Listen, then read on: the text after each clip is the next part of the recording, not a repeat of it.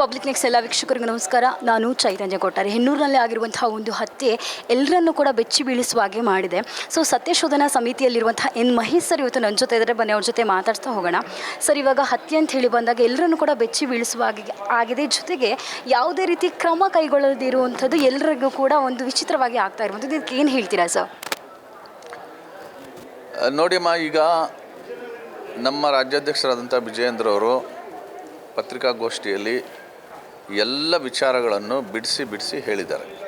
ಆಯಿತಾ? ಅವರು ಏನೇನು ವಿಚಾರಗಳನ್ನು ಹೇಳಿದಾರೋ ಅದೆಲ್ಲವೂ ಸತ್ಯಶೋಧನಾ ಸಮಿತಿಯ ವರದಿಯ ಆಧಾರದ ಮೇಲೆ ಹೇಳಿರ್ತಕ್ಕಂಥದ್ದು. ಸೊ ಹಾಗಾಗಿ ಈ ಇಡೀ ಪ್ರಕರಣದ ಸತ್ಯಾಸತ್ಯತೆಗಳು ಗೊತ್ತಾಗಬೇಕು ಅಂತಂದರೆ ಒಂದು ರಾಜ್ಯ ಸರ್ಕಾರದ ಏಜೆನ್ಸಿಯಿಂದ ಆಚೆ ಇರ್ತಕ್ಕಂಥ CBIಗೆ ವಹಿಸಿದ್ರೆ ಇದ್ರ ಸತ್ಯ ಆಚೆಗೆ ಬರ್ತದೆ. ಎರಡು ಕಾರಣಕ್ಕೆ.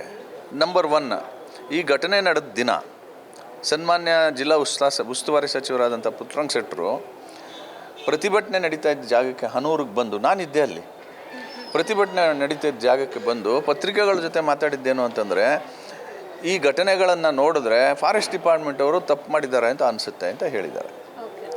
ಅದೇ ರೀತಿ ಚಾಮರಾಜನಗರ ಲೋಕಸಭಾ ಕ್ಷೇತ್ರದ ಸಂಸದರು ಸುನಿಲ್ ಬೋಸ್ ಅವರು ಫಾರೆಸ್ಟ್ ಡಿಪಾರ್ಟ್ಮೆಂಟ್ ಅವರು ತಪ್ಪು ಮಾಡಿದ್ದಾರೆ ಅಂತ ಅನ್ನಿಸ್ತಾ ಇದೆ ಅಂತ ಹೇಳಿದ್ದಾರೆ.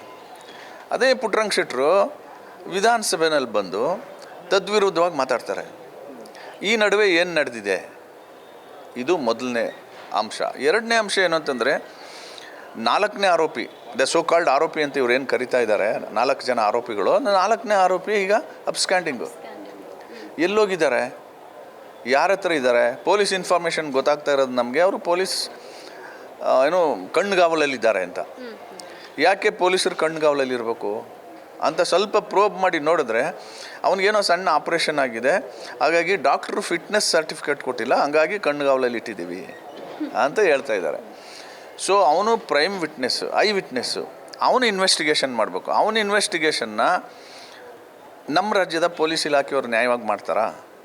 ಫಾರೆಸ್ಟ್ ಇಲಾಖೆಯವ್ರನ್ನ ಅಪರಾಧಿಗಳು ಮಾಡೋ ಥರ ಇನ್ವೆಸ್ಟಿಗೇಷನ್ ನಡೆಯಲ್ಲ. ಮೂರನೇದು, 15ನೇ ತಾರೀಕು ಘಟನೆ ನಡೆದಿದೆ, 16ನೇ ತಾರೀಕು ಪೋಸ್ಟ್ ಮಾರ್ಟಮ್ ಆಗಿದೆ, ರಿಪೋರ್ಟು ಬಂದಿದೆ. ಯಾಕೆ ಪೋಸ್ಟ್ ಮಾರ್ಟಮ್ ರಿಪೋರ್ಟನ್ನು ಡಿಸ್ಕ್ಲೋಸ್ ಮಾಡಿಲ್ಲ? ಪೋಸ್ಟ್ ಮಾರ್ಟಮ್ ರಿಪೋರ್ಟನ್ನು ಇಟ್ಕೊಂಡು ಅರಣ್ಯ ಸಚಿವರು on the floor of the house ಸುಳ್ಳು ಹೇಳ್ತಾರೆ. ಯಾಕೆ ಸುಳ್ಳು ಹೇಳ್ತಾರೆ ಅಂತಂದರೆ, ಅವರು ಹೆಬಿಚುವಲ್ ಅಫೆಂಡರ್ಸು, ಕಳ್ತನ ಮಾಡೋಕ್ಕೆ ಹೋಗಿದ್ದರು, ಪೊಲೀಸವ್ರಿಗೆ ಇವರು ಫಾರೆಸ್ಟ್ ಅವರು ಮತ್ತು ಅವ್ರ ನಡುವೆ ಮುಖಾಮುಖಿ ನಡೆದಿದೆ, ಹಾಗಾಗಿ ಬೈ ಮಿಸ್ ಇವರು ಸತ್ತಿದ್ದಾರೆ ಅಂತ ಹೇಳ್ತಾ ಇದ್ದಾರೆ. ಆದರೆ ಪೋಸ್ಟ್ ಮಾರ್ಟಮ್ ರಿಪೋರ್ಟ್ ಹೇಳ್ತಾ ಇದೆ, ಈ 3 ಜನರನ್ನು ತುಂಬ ಶಾರ್ಟ್ ರೇಂಜಲ್ಲಿ ಗನ್ ಶಾಟಲ್ಲಿ ಸಾಯಿಸಿದ್ದಾರೆ ಅಂತ. ಸೊ ಇದೆಲ್ಲವೂ ಆಚೆಗೆ ಬರಬೇಕು ಅಂತಂದರೆ ಮೊದಲು ಅರಣ್ಯ ಸಚಿವರು ರಾಜೀನಾಮೆ ಕೊಡಬೇಕು, ನೈತಿಕ ಹೊಣೆ ಹೊತ್ತು. ಯಾಕೆಂದರೆ ಸುಳ್ಳು ಹೇಳಿದ್ದಾರೆ ಫ್ಲೋರಲ್ಲಿ, ಪೋಸ್ಟ್ ಮಾರ್ಟಮ್ ರಿಪೋರ್ಟ್ ಬೇರೆ ಕಥೆ ಹೇಳ್ತಾ ಇದೆ, ಹಾಗಾಗಿ ರಾಜೀನಾಮೆ ಕೊಡಬೇಕು. ಇದು ಸಂಪೂರ್ಣ ತನಿಖೆ ಆಗಬೇಕು ಅಂತಂದರೆ CBI ಎನ್ಕ್ವೈರಿ ಆಗಬೇಕು. ಸರ್, ಇವಾಗ 4 ಜನ ಹೋಗಿದ್ರಲ್ಲಿ 3 ಜನ ಸತ್ತಿದ್ದಾರೆ, ಇನ್ನೊಬ್ರು ಅಬ್ಸ್ಕ್ಯಾಂಡ್ ಆಗಿದ್ದಾರೆ ಅಲ್ವಾ, ಮಹಿಮಾ ದಾಸ್ ಅಂತ ಹೇಳಿ. ಸೊ ನೀವು ಕೂಡ ಸತ್ಯಶೋಧನಾ ಸಮಿತಿಯಲ್ಲಿ ಇರೋದ್ರಿಂದ ಮಹಿಮಾ ದಾಸ್ ಮನೆಗೇನಾದರೂ ಭೇಟಿ ಕೊಟ್ರಾ, ಎಲ್ಲಿದ್ದಾರೆ, ಅವ್ರಿಗೇನಾದರೂ ಗೊತ್ತಿದೆಯಾ ಅನ್ನುವಂಥ ಮಾಹಿತಿ ಏನಾದರೂ ಕಲೆ ಹಾಕಿದ್ರಾ ಅನ್ನುವಂಥದ್ದು? ಮಹಿಮಾ ದಾಸ್ ಮನೆಗೆ ಹೋಗಿ, ತೋಮ್ಯಾರ್ಪಾಳ್ಯ ಅವ್ರದ್ದು ಮಹಿಮಾ ದಾಸ್ ಮನೆಗೆ ಹೋಗಿ ಅವರ ಪತ್ನಿ ಅರುಳ್ ಮೇರಿ, ಇಬ್ಬರು ಮಕ್ಕಳು ಪ್ರಿಯದರ್ಶಿನಿ ಮತ್ತು ಜೆನ್ಫರ್ ರಾಣಿ, ಇವ್ರ ಜೊತೆ ಮಾತಾಡ್ಕೊಂಡು ಬಂದಿದ್ದೀವಿ. ಅವನು 15ನೇ ತಾರೀಕು 8 ಗಂಟೆಗೆ ಮನೆಗೆ ಬಂದಿದ್ದಾನೆ. 15ನೇ ತಾರೀಕು 5:15ಗೆ ಈ 3 ಜನ ಸತ್ತಿದ್ದಾರೆ. ಅವನ್ನ 3 ಜನರನ್ನ ಹಿಡ್ಕೊಂಡ್ಬಿಟ್ರು ಫಾರೆಸ್ಟ್ ಅವರು. ನಾನು ತಪ್ಪಿಸ್ಕೊಂಡು ಓಡಿ ಬಂದಿದ್ದೀನಿ ಅಂತ ಎದುರ್ಕೊಂಡು 7:15ನಲ್ಲಿ ಏದುಸುರು ಬಿಡ್ತಾ ಇದ್ದಂತೆ. ಸೊ ಇಮಿಡಿಯೇಟಿಗೆ ಅವನನ್ನು ಒಬ್ಬ ಡ್ರೈವರು ಕುಮಾರ್ ಅಂತ ಅಲ್ವಾ, ಕುಮಾರ್ ಅಂತ ಡ್ರೈವರು, ಅವನ್ನ ಕರ್ಕೊಂಡು ಹಾಸ್ಪಿಟ್ಲಿಗೆ ಅಡ್ಮಿಟ್ ಮಾಡಿದ್ದಾರೆ. ಮೈಸೂರಲ್ಲಿ ಯಾವುದೋ ಹಾಸ್ಪಿಟ್ಲಿಗೆ ಅಡ್ಮಿಟ್ ಮಾಡಿಬಿಟ್ಟು ಅವನು ಬೇರೆ ಕೆಲಸಕ್ಕೆ ಹೊರಟೋಗಿದ್ದಾನೆ. ಅಲ್ಲಿಂದ ಆಚೆಗೆ ಮಹಿಮಾ ದಾಸ್ ಅಬ್ಸ್ಕ್ಯಾಂಡಿಂಗು, ಎಲ್ಲಿದ್ದಾರೆ ಅಂತ ಗೊತ್ತಿಲ್ಲ. ದೇರ್ಫೋರ್ ಮಹಿಮಾ ದಾಸೇ ಪ್ರೈಮ್ ವಿಟ್ನೆಸ್ ಆಗಿರೋದ್ರಿಂದ ಮಹಿಮಾ ದಾಸನ್ನು ಯಾರು ಎನ್ಕ್ವೈರಿ ಮಾಡಬೇಕು ಅಂದರೆ other than Karnataka police and forest department officials ಇದನ್ನು ಈ ಸಿ ಬಿ ಐಗೋಸ್ಕರ ಅವನನ್ನು ಎನ್ಕ್ವೈರಿ ಮಾಡ್ತಾರೆ. ಅವನಿಗೆ ರಿಯಾಲಿಟಿ ಏನು ಅಂತ ಗೊತ್ತಾಗುತ್ತೆ.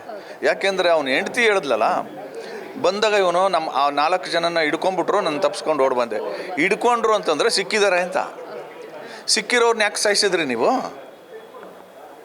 ಫಾರೆಸ್ಟ್ ಇಲಾಖೆಯವ್ರು ಮಾಡ್ತಕ್ಕಂಥ ತಪ್ಪನ್ನು ಮುಚ್ಚಿಟ್ಕೊಳ್ಳೋಕ್ಕೆ ಸಿಕ್ಕಿರೋ 3 ಜನರನ್ನ ಕೂರಿಸ್ಬಿಟ್ಟು ಸಾಯಿಸಿದ್ದೀರಿ ಅಂತ ಮಾತಾಡ್ತಾ ಇದ್ದಾರೆ ಜನ.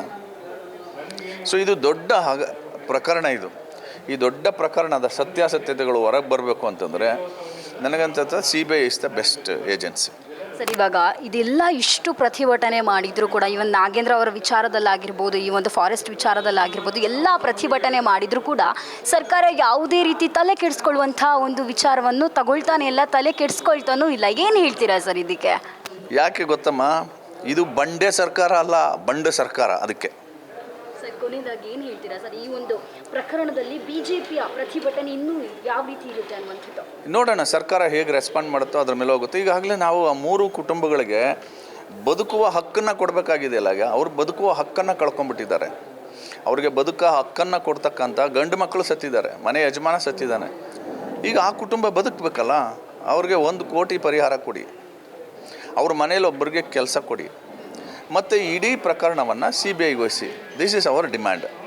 ಈ ಡಿಮ್ಯಾಂಡ್ಗೆ ಈ ಬಂಡು ಸರ್ಕಾರ ಇಲ್ಲ, ನಾವು ಬಂಡು ಸರ್ಕಾರ ಅಲ್ಲ, ಬಂಡೆ ಸರ್ಕಾರ, ನಾವು ಗಟ್ಟಿ ಸರ್ಕಾರ ಅನ್ನೋದಾದರೆ CBIಗೊಳಿಸಲಿ.